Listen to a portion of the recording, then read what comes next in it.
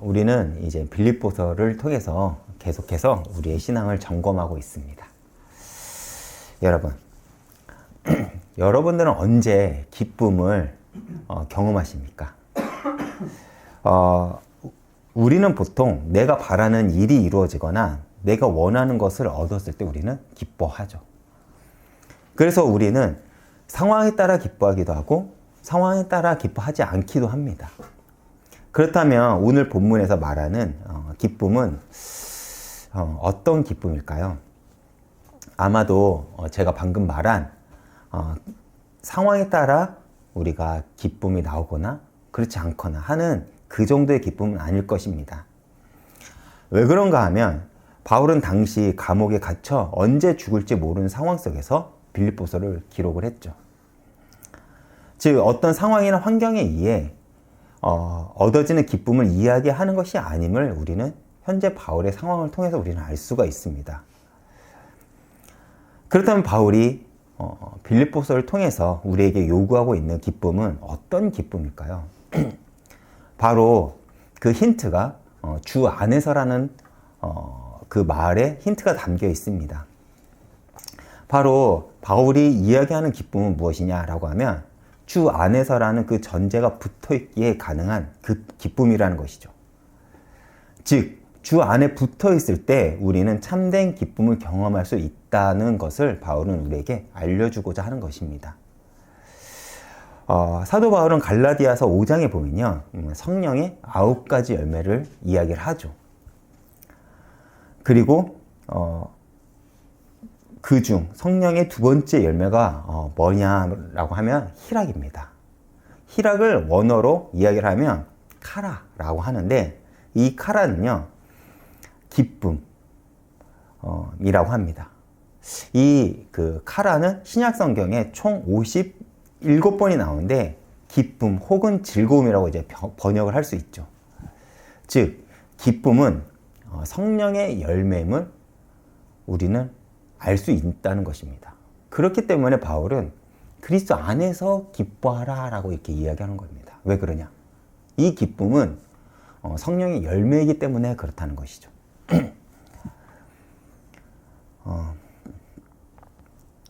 그런데 신약 성경에서 이 단어를 사용할 때 한 가지 늘 전제를 둡니다. 그것이 무엇인지 아십니까? 바로 하나님과 관계 안에서 나오는 기쁨 혹은 즐거움을 이야기한다는 것입니다. 그렇기 때문에 오늘 본문에서도 바울이 기쁨을 이야기하기에 앞서 어떤 말을 붙이냐면 주 안에서 기뻐하라는 그 전제를 붙이는 것입니다.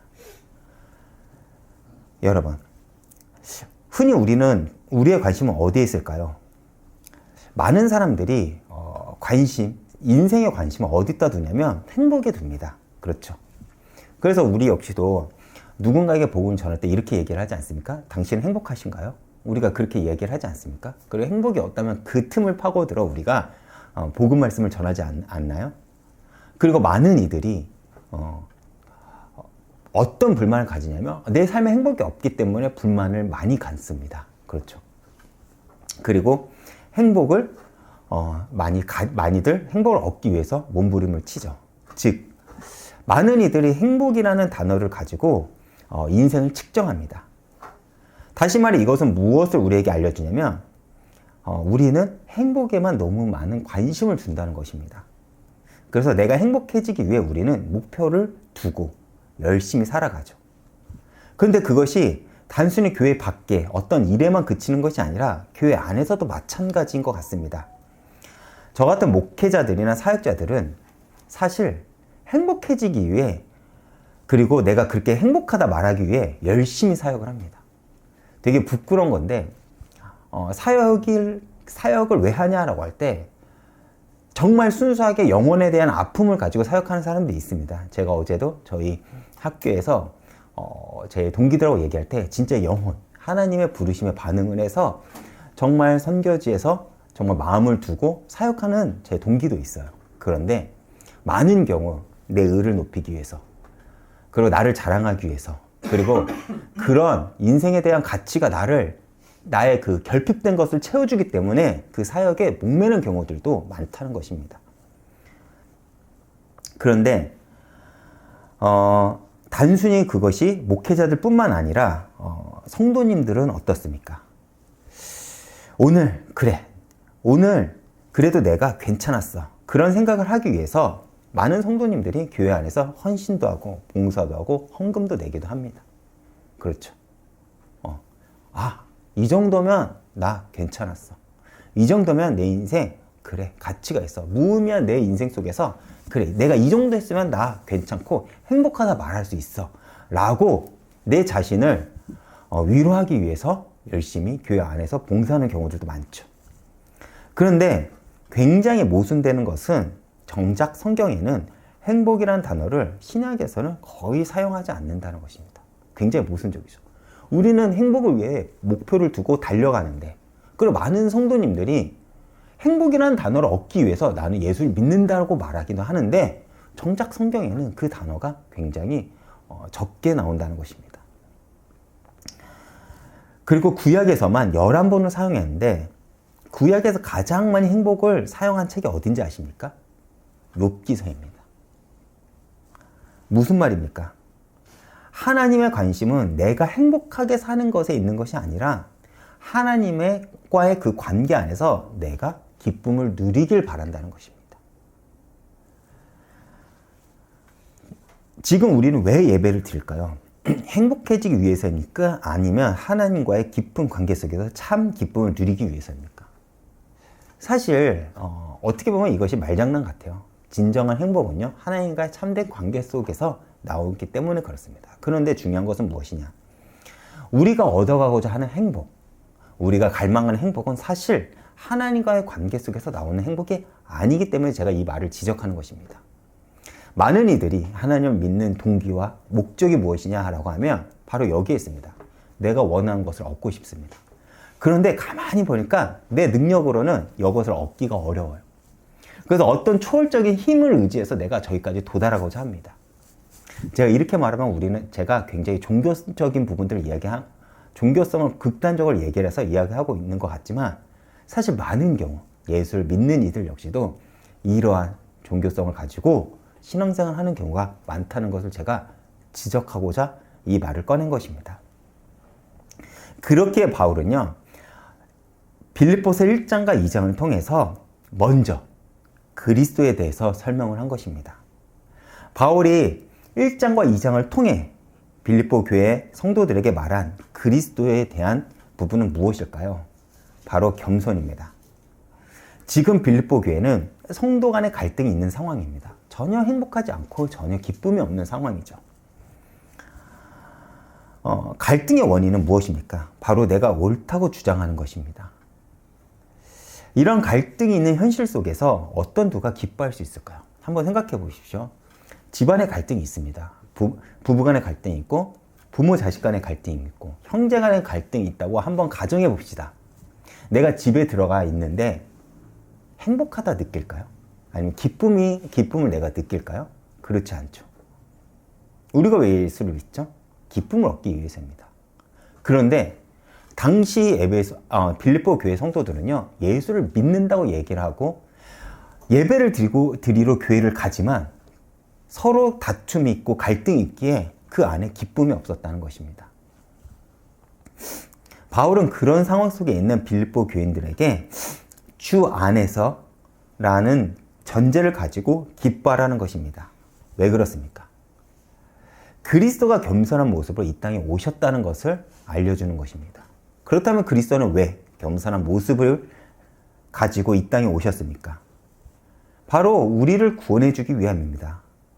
더 정확하게 얘기를 하면 우리에게 생명을 주기 위함이죠.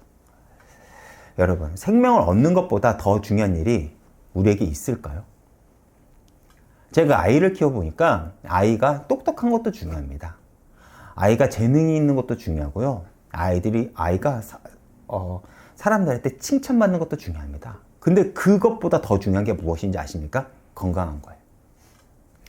정말 그 아이가 생명을 유지하고 건강하게 사는 것이 부모로서 가장 중요합니다.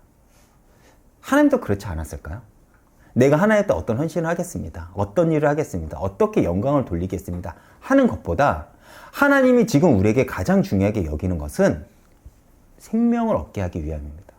그렇기 때문에 자기의 독생자 예수를 우리에게 보내신 것이고, 그 독생자 예수께서는 겸손한 모습을 가지고 하나님의 말씀에 순종하며 그 우리에게 구원의 길을 열어주기 위해서 십자가까지 달려간 것이겠죠. 그렇게 바울은 서로 다투고 있는 빌립보 교회 성도들에게 너희는 겸손히 예수의 공로를 기억하고 기뻐하라고 명령하고 있다는 것입니다. 이것은 단순히 그 상황이 있어, 기뻐할 만한 상황이 있고 내가 기뻐할 만한 환경이 있어서 기뻐하라는 것이 아니라 너희가 기뻐하지 못할 상황과 환경이 있더라도 예수의 공로를 기억하고 기뻐하라는 것입니다. 그렇기 때문에 이 기쁨, 바울이 말한 기쁨은요, 굉장히 능동적이고 이것은 끊임없이 내가 기쁨을 얻기 위해 주님 앞에 나아가라고 하고 있는 바울의 요구이기도 합니다. 즉 너희가 지금 만족할 만한 상황에 대해서 기뻐하라는 것이 아니라 너희가 예수를 믿고 구원받은 자라면 예수의 겸손을 기억하고 기쁨을 능동적으로 가져가라는 것이죠. 그런데 바울은 왜 이러한 명령을 빌립보 교회 성도들에게 했을까요? 바로 기쁨은 하나님의 뜻이기 때문에 그렇습니다. 우리가 잘 알고 있듯이 데살로니가 전서 5장 16절에서 18절을 제가 한번 읽어보겠습니다.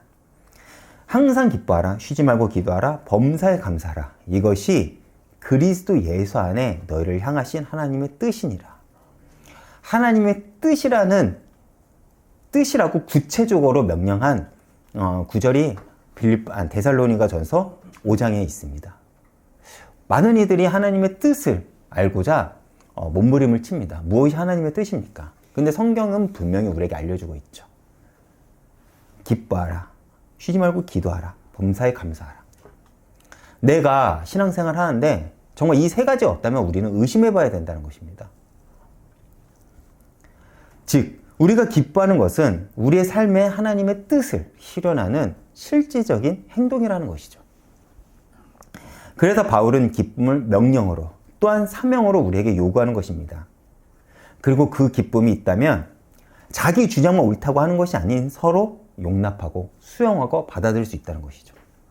많은 사람들이 왜 내 주장을 옳다고 여길까요? 그리고 우기고 그거를 이기려고 할까요? 그리고 그 갈등 관계까지 갈까요?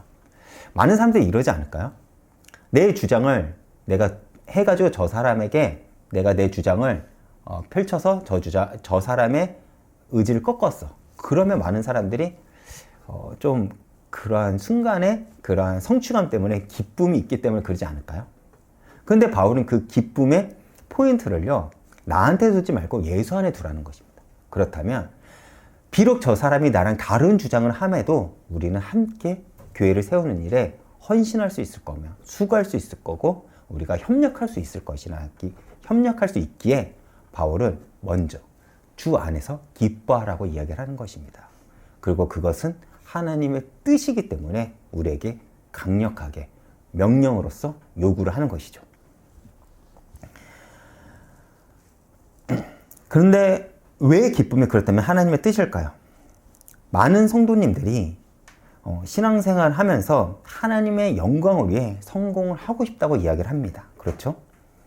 물론 저는 큰 관점에서 그 말이 틀린 거는 아니라고 생각을 합니다.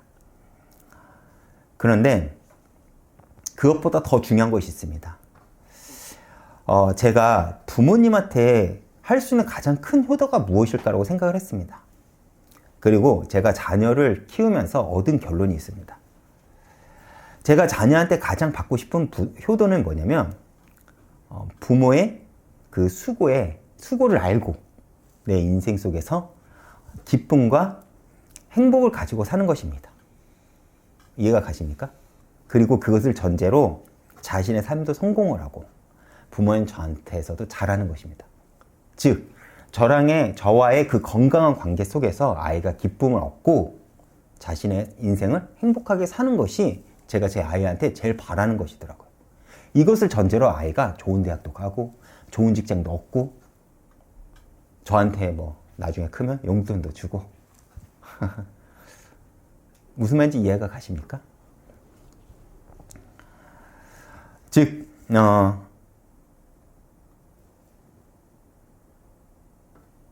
하나님도 마찬가지일 것입니다.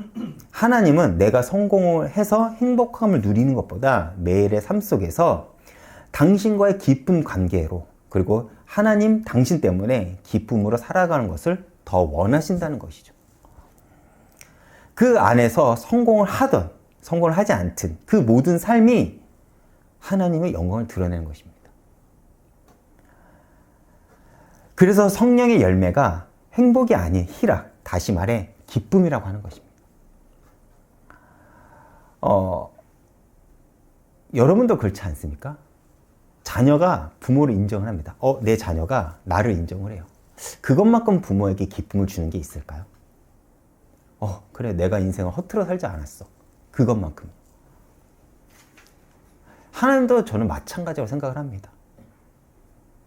내가 크게 성공하지 않아도 내 자녀가 나를 인정하는 인생이야.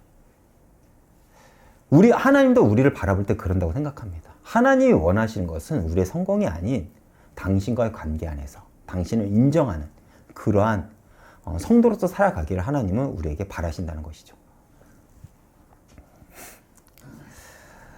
여러분들은 정말 주님 한 분만으로 만족하십니까? 사실 제가 말씀을 준비하면서 저 역시도 많이 회개했습니다. 지금까지 저 역시도 내 행복을 위해 목표를 정하고 또 내 행복을 위해 저 역시도 사역을 열심히 했었습니다. 그래서 내가 쥔 그것이 사라졌을 때 저 역시도 절망을 가졌습니다. 그런데 그런 모습 속에서 정작 주님 때문에 누리는 매일의 기쁨을 저 역시도 잃어버렸던 것 같죠. 여러분, 우리가 정말 신앙생활을 하면서 우리를 향한 주님의 명령은 무엇입니까? 복음을 전하는 것이죠. 그렇죠. 근데 이 복음을 풀어서 해석을 하면 뭐죠? 기쁨의 소식입니다. 그렇죠. 그리고 그 기쁜 소식을 전하는 것이 바로 전도입니다. 그렇다면 이 기쁜 소식을 가장 효과적으로 전하는 방법은 무엇일까요? 바로 내 삶 속에 먼저 기쁨이 있고, 그래서 그 기쁨을 나눌 때 복음이 증거가 된다는 것입니다.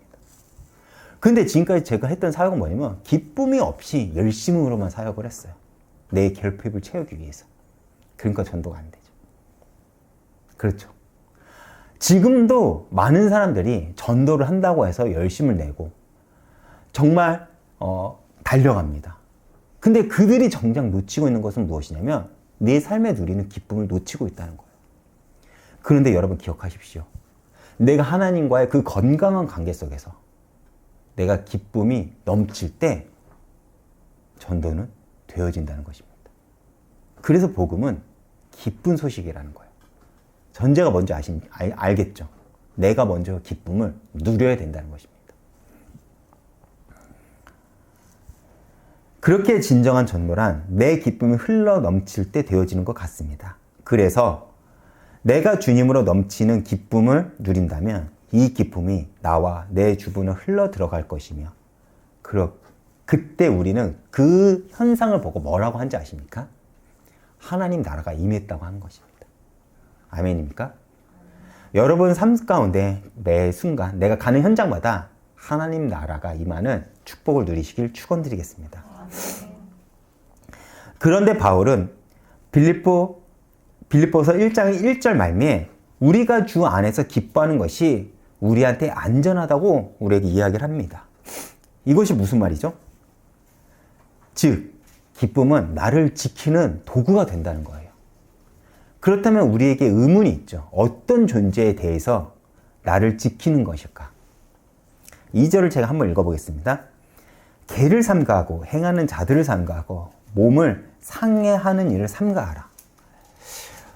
굉장히 바울은 거친 단어를 쓰면서 어떤 존재에 대해서 비판하고 경계하고 있습니다. 이것은 무엇을 가리키는 걸까요? 당시 빌립보 교회 안에는 두 종류의 잘못된 가르침이 퍼지고 있었어요. 하나는 율법을 지킴으로써 구원을 받을 수 있다는 가르침이고, 또 하나는 구원을 받는 사람은 율법을 전혀 신경 쓰지 않아도 된다는 가르침이었습니다. 이 두 가르침이 크게 충돌하기 때문에 빌립보 교회 안에 지금 갈등이 벌어진 것입니다. 그런데 이 두 가지의 가르침의 공통점이 있다면 구원과 율법에 대한 극단적인 해석과 적용이 있다는 것입니다. 둘 다 틀렸다는 거예요. 그리고 바울은 이들을 가리켜 뭐라고 표현하냐면 개들, 행악한 자들, 자해하는 자들이라고 부른 것입니다. 굉장히 극단적이죠. 대체로 과거 이스라엘 백성들은요, 이방인들을 가리켜 뭐라고 불렀냐면 여러분들 잘 알다시피 개라고 지칭을 했습니다. 이스라엘 백성들의 의식 속에는 자신들만이 하나님께 선택받은 거룩한 백성들이고 이방 사람들은 하나님의 선택을 받지 못해 더럽고 추악한 사람들이라는 생각이 자리 잡고 있었기 때문에 그런 표현을 쓴 것입니다. 그리고 우리는 이것을 이렇게 부르죠. 선민의식. 우리는 사실 이것을 경계해야 됩니다. 우리 역시도 사실 우리 스스로의 선민의식을 가지고 남을 정죄하고 판단하고 그러한 신앙생활을 우리도 꽤 오래 했었죠. 사실 바울은 그러한 사람들을 가리켜 뭐라고 표현하냐면 개들.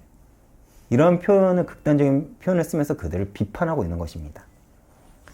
그렇다면 언제부터 이스라엘은 이런 선민의식이 자리 잡고 있었을까요? 구약에 보면요, 에스라, 느헤미야서가 있죠. 에스라, 느헤미야서를 보면요, 이스라엘이 바벨론 포로 시기를 끝내고 바사왕, 즉 페르시아 왕 고레스의 명으로 이스라엘이 예루살렘으로 귀환하게 됩니다. 그리고 성벽을 쌓게 되죠. 그리고 성벽을 쌓은 후에 율법학자 에스라가 전 이스라엘 백성들을 예루살렘에 모아놓고 율법을 낭독하며 그들에게 회개를 촉구합니다. 왜 그러냐면 당시 이스라엘 백성들이 가지고 있던 신앙관은 무엇이었냐면 구약에 자신들의 조상이 하나님께 받은 약속을 지키지 못해 우리가 포로가 되었다고 생각을 했기 때문에 그렇습니다. 그렇게 다시 예루살렘으로 귀환을 하고 신앙의 재건을 위해 율법을 가르치고 율법을 중심으로 한 생활로 유도하여 이스라엘 백성 전체를 하나님의 백성으로 만들어 나아가게 한 것입니다. 그런데 문제는 이러한 하나님의 백성으로 만들기 위해 필요한 조처들로 먼저 한 것이 뭐냐면 이방 여인들과 통용을 금지하고 안식일을 지키게 하며 성전 제도를 회복함으로 신앙 중심의 공동체를 재건하려고 노력을 했다는 거예요. 그렇다면 왜 당시 에스라는 이렇게 엄격하게 이방인들과의 관계를 금했을까요? 우리가 보면 너무나도 융통성이 없잖아요. 바로 이방인들을 통해서 잘못된 가르침, 문화, 그리고 잘못된 사상이 들어올 것을 염려했기 때문에 그렇습니다. 혹시나 너희들이 하나님의 말씀에 벗어나 다시 한번 우리가 우리 조상들처럼 다시 한번 포로 아니면 속국이 될까봐 겁이 났기 때문에 그렇게까지 극단적인 방법을 가지고 우리의 민족을 지키기 위해 그리고 신앙관을 정립하기 위해 그런 극단적인 방법을 쓴 것입니다. 근데 문제는 뭐냐면 그것이 전통이 되고 어느 순간 선민의식으로 자리 잡게 되어 이스라엘 백성들은 이방인들을 개로 부르기 시작한 것입니다. 원래는요, 복음 이외에 다른 것을 들어오지 못하게 하기 위해서 그런 극단적인 방법을 쓴 거예요. 그리고 내 안에 있는 잘못된 종교성을 벗어버리기 위해 이들이 바벨론 포로 기간 동안 얼마나 많은 이방의 문화가 젖어들었을까요? 그렇죠. 그런데 그것을 벗어버리게 하기 위해서 이러한 극단적인 방법을 썼는데 시간이 흐르면서 이것은 전통이 되고 이 전통은요, 율법으로 만들어져 이스라엘 백성 자체에 선민의식이 자리 잡게 되고 원래 제사장 나라로서 역할을 해야 될 이스라엘이 어느 순간 우리는 선민이고 우리는 구원을 받았고 저들은 구원을 받지 못했어 라는 선민의식이 자리 잡게 되었다는 것입니다.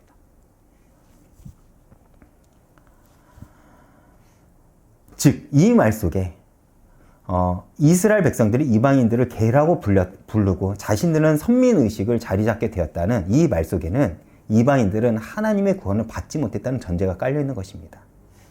그런데 바울은 다른 복음을 전하며 갈등과 분열을 주장하는 이들을 가리켜 개라고 표현한 것입니다. 그렇게 부른 이유는 비록 그들이 혈통적으로는 이스라엘 민족이라 하더라도 잘못된 가르침을 믿고 따르기 때문에 구원을 받을 수 없다는 사실을 강력하게 지적하기 위해서입니다. 이해가 가시나요? 우리도 마찬가지겠죠. 지금까지 우리는 교회를 다니면서 우리가 경험한 것은 무엇입니까? 복음을 안다 하면서 상대를 지적하고 정죄하며 갈등과 분열이었습니다. 교회 안에서 갈등을 느끼지 못한 사람들은 많이 없었을 것입니다. 진짜 제가 웃긴 경험이 뭔지 아십니까? 굉장히 모순된 경험이에요. 제 인생 속에 저를 힘들게 한 사람은 불신자가 아니었다는 거예요. 교회 안에서 저를 가장 힘들게 했습니다. 그리고 성도들이 아닌 저랑 같이 목회를 하는 목회자들이 저를 가장 힘들게 했다는 것입니다. 왜 그럴까요? 나는 맞고 넌 틀려. 이 전제가 우리에게는 깔려있기 때문에 그렇습니다. 우리가 정말 복음을 안다 하면서 우리는 상대를 지적하고 정죄하며 갈등과 분열을 우리는 계속해서 했습니다. 그런데 진짜 기쁜 소식은 우리에게 기쁨을 가져다 주는데 어떻게 된 일인지 우리는 교회 생활을 하면 할수록 갈등과 미움과 원망과 한숨만이 나옵니다. 그렇게 바울이 말한 다른 복음이 어느새 교회 안에 들어오게 된 것이죠. 그렇게 바울은 빌립보서 3장 2절에 그렇게 극단적인 표현을 쓰면서 다른 복음이 교회에 들어오는 것을 경계하는 것입니다. 그리고 그 다른 복음을 경계하는 방법으로는 3절의 내용을 제시합니다. 제가 한번 읽어보겠습니다. 하나님의 성령으로 봉사하며 그리스도 예수로 자랑하고 육체를 신뢰하지 아니하는 우리가 곧 할례파이다. 아멘. 이 말씀은 2절에서 경고한 내용의 이유를 설명하고 먼저 그것을 경계하는 것을 설명하고 있는 것입니다. 할례를 받았다는 것은 무엇이냐면 구원을 받았다는 은유적 표현이에요. 이스라엘 백성들이 내가 구원을 받았다는 그 표징이 바로 할례잖아요. 그렇기 때문에 바울은 그 표현을 가지고 와서 진짜 할례를 받은 사람은 이런 사람들이야 라고 이야기를 하는 것입니다. 그렇게 이는 율법에 따른 행위만을 일삼는 유대주의자들은 진정한 할례파가 아니고 예수를 그리스도라고 믿는 그 믿음이 진정한 할례파라는 것입니다. 바로 너희들이 행위로 받는다 노력하고 말하는 것이 율법을 지킴으로써 그것이 너희들이 구원에 이룰 수 있는 것이 아니라 예수를 믿어야지 구원에 이룰 수 있다고 바울은 이야기를 하고 있는 것이죠. 그리고 바울은 진정한 할례를 받은 이들의 특징을 세 가지로 설명하고 있습니다. 먼저는 무엇이죠? 하나님의 성령으로 봉사를 하는 것입니다.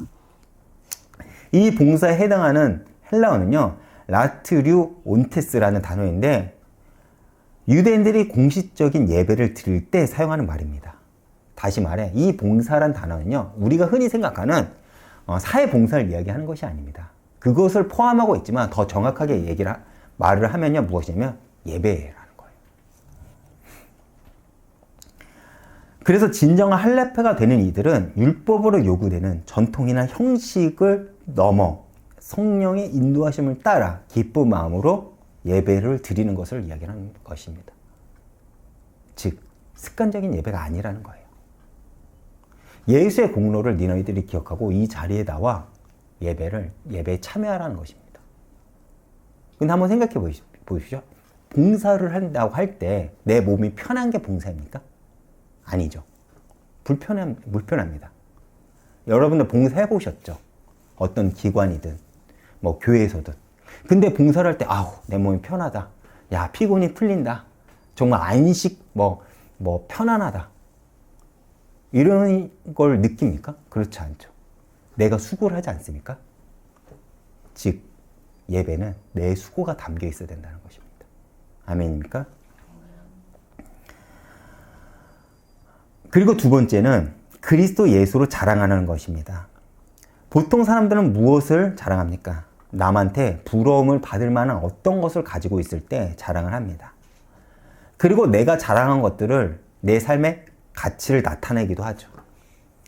당시 유대인들은 율법을 지키는 행위를 자랑했습니다.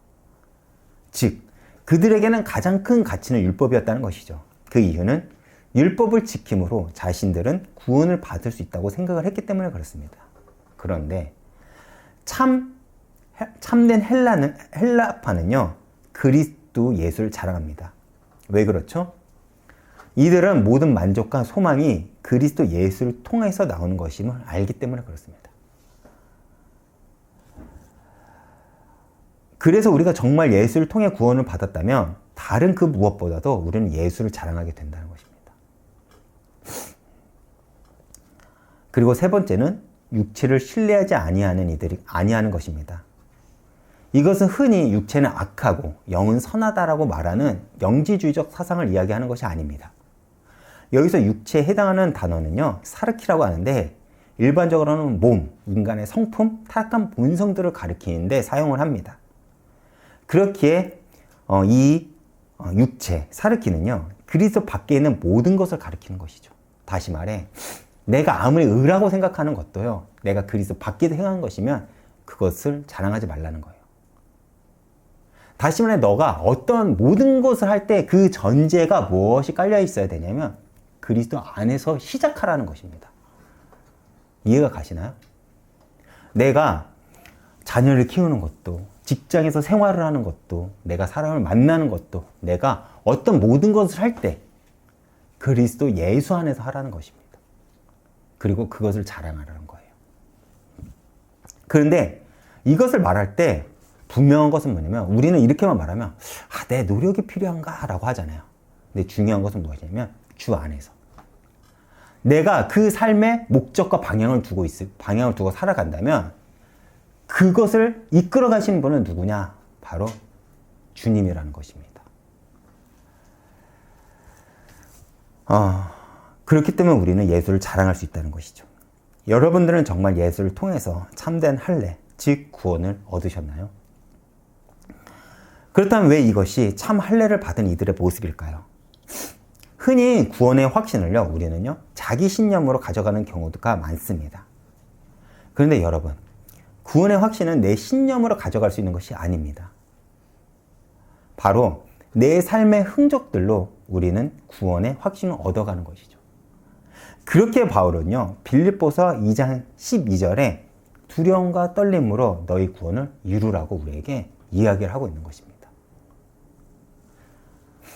즉, 말씀을 따라 내 삶을 끊임없이 확인하고 점검하면서 삶 속에서 성령의 인도를 받으라는 거예요. 근데 우리는 구원에 대한 확신을 어떻게 얘기를 하죠? 제가 구원의 복음 메시지를 전합니다. 그리고 기도하자. 내 기도를 따라요. 그래서 제가 영접 기도를 하면 그 상대방이 따라합니다. 너 이제 구원 받았어. 우리 이런 식으로 해서 그 상대에게 구원에 대한 확신을 심어주죠. 그런데 성경은 단 한 번도 그런 식으로 우리에게 구원에 대한 확신이 있다고 이야기를 하지 않습니다. 구원에 대한 확신은요, 결국 내가 걸어간 그 삶의 흔적들을 가지고 우리는 얻어가는 거라는 것입니다. 즉, 그렇게 그런 삶을 자랑으로 삼아 살아간다면, 그리고 그것이 너희를 지킬 거라는 거예요. 바울이 이렇게 말할 수 있는 이유는 무엇일까요? 바울이 그렇게 살았기 때문에 그렇습니다. 바울은요, 빌립보서 3장 4절에서 6절까지 자신은 성령으로 예배하고 그리스도를 영화롭게 했다고 자신의 간증을 하고 있습니다. 그리고 그 이전에 먼저 자신이 얼마나 대단한 사람인지 육체 자랑을 하죠. 즉, 나 굉장히 원래 잘난 사람이야 라는 걸 얘기를 합니다. 그런데 바울은요, 예수를 믿고 삶의 기준과 가치가 완전히 달라졌습니다. 그렇게 그리스도를 아는데 자신의 그 잘난 것이 만약 방해가 된다면 자기는 얼마든지 그걸 버릴 수 있다는 거예요. 그 증거로 바울은 자신의 삶을 이야기하는 것입니다. 우리 그럴 수 있을까요? 우리는 작은 손해에도 부들부들 떨잖아요. 그렇죠?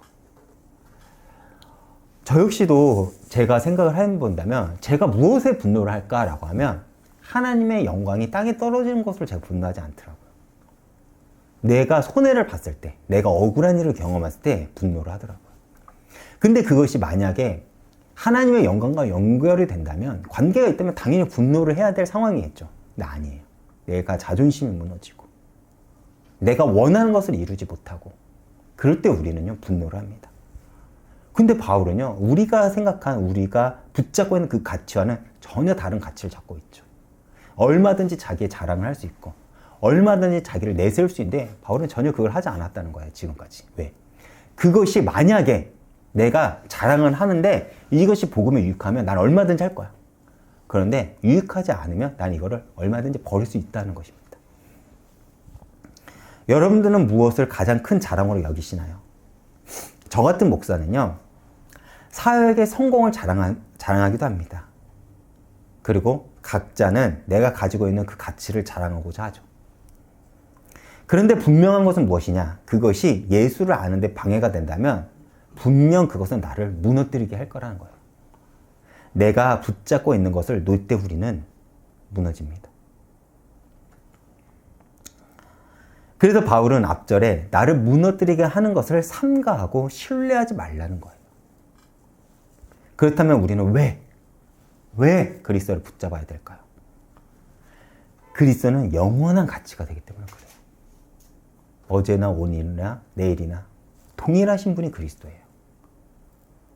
그리스도는 변하지도 않고 과거나 현재나 미래나 영원히 우리에게 가치가 되고 우리에게 생명을 주며 우리에게 구원의 길과 우리에게 더 나아가 희망까지 주는 분이 바로 그리스도이기 때문에 그렇습니다. 그래서 우리가 그리스도를 붙잡고 있다면 눈에 보이는 현실이 아무리 어렵고 절망의 상황 옆에 있더라도 절대 무너지지 않는다는 것입니다. 부활을 경험할 수 있는 것은 거기까지 가야만이 경험할 수 있는 것이라는 것입니다. 그래서 바울은 계속해서 우리에게 기뻐하라고 요구하고 있는 것이죠. 그리고 그 기쁨은 영원히 사라지지 않을 거야 라고. 이 생명의, 영원한 생명의 물을 마신 자는 영원히 목마르지 않을 거라고 우리에게 이야기를 하고 있는 것입니다.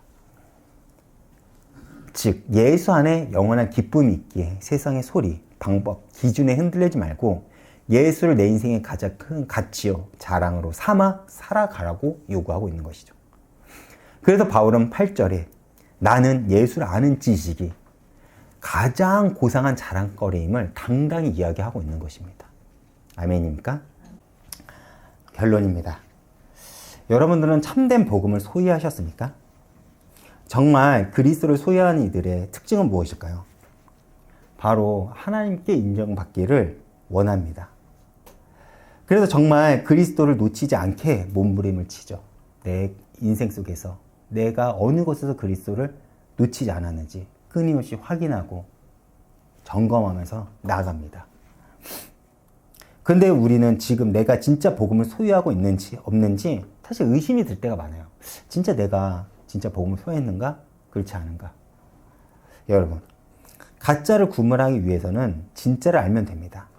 즉, 다른 복음을 경계하고 막기 위해서는 우리는 참된 복음을 알면 됩니다. 그리고 그 방법은 성령 안에 거하는 것입니다. 그렇다면 우리는 어떻게 성령 안에 거할 수 있을까요?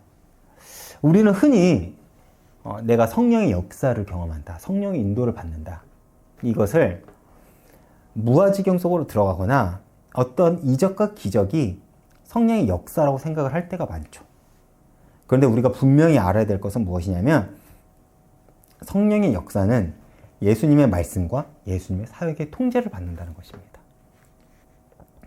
즉, 내가 늘 말씀에 노출이 되고 내가 말씀 안에서 살아간다면 우리는 민감하게 성령의 역사에 반응할 거고 성령의 인도를 받게 된다는 것이죠. 왜요? 예수님의 사역과 예수님의 말씀은 어디에, 무엇을 통해서 우리가 알 수 있나요? 성경을 통해서 알 수 있습니다. 선포를 통해서 알 수 있다는 거예요. 그래서 우리가 왜 깨어서 말씀을 듣고 말씀을 봐야 되고 말씀을 내 안에 담아야 되냐? 성령의 역사를 경험하기 위해서입니다. 그리고 우리가 그 말씀을 붙잡고 그 말씀을 근거로 기도할 때 성령은 우리 인생 속에서 당신의 일을 펼쳐나가시겠죠. 그리고 성령은 우리를 주 안에서 살아가도록 인도하실 것입니다. 그리고 성령을 따라 걸어간 삶은 절대로 후회가 없을 것입니다. 그리고 이것이 바로 내 인생의 가장 큰 자랑거리가 된다는 것이죠. 그렇게 바울은 자신의 육신적인 자랑보다는 예수를 얻음으로써 구원의 길로 가는 자신을 자랑스럽게 이야기하는 것입니다. 그리고 현재 우리는 바울이 그렇게 살아간 바울을 여전히 기억하고 더 나아가 그의 사역의 흔적들을 통해서 우리는 지금도 예수를 더 깊이 알아가고 있지 않습니까? 그렇죠. 그가 걸어간 삶의 흔적들이 무엇입니까? 서신서고 그의 선교 여행을 통해서 교회가 세워지고 그것들이 이어져 우리가 지금 예수를 믿게 되지 않았습니까? 그리고 바울이 쓴 서신서를 통해서 우리가 예수의 그리고 복음의 더 깊은 속으로 들어가지 않습니까? 아마 우리도 마찬가지일 것입니다. 우리의 삶이 예수를 얻어가는 과정이 된다면 그런 우리의 삶의 흔적들을 통해서 우리 역시도 교회가 세워지고 다음 세대들이 믿음을 이어가게 될 것입니다. 또한 하나님은 우리의 삶의 절대가 후회가 없이 자랑으로 채우실 거라는 것이죠. 예수가 내 삶의 기쁨이요 자랑이 되는 여러분 한 주가 되기를 축원드리겠습니다. 이번 주 찬양은요. 내 삶의 이유라는 찬양을 준비했습니다. 여러분 언제 우리는 예수를 자랑할까요? 예수가 내 삶의 가장 큰 이유가 될 때 우리는 자랑할 것입니다.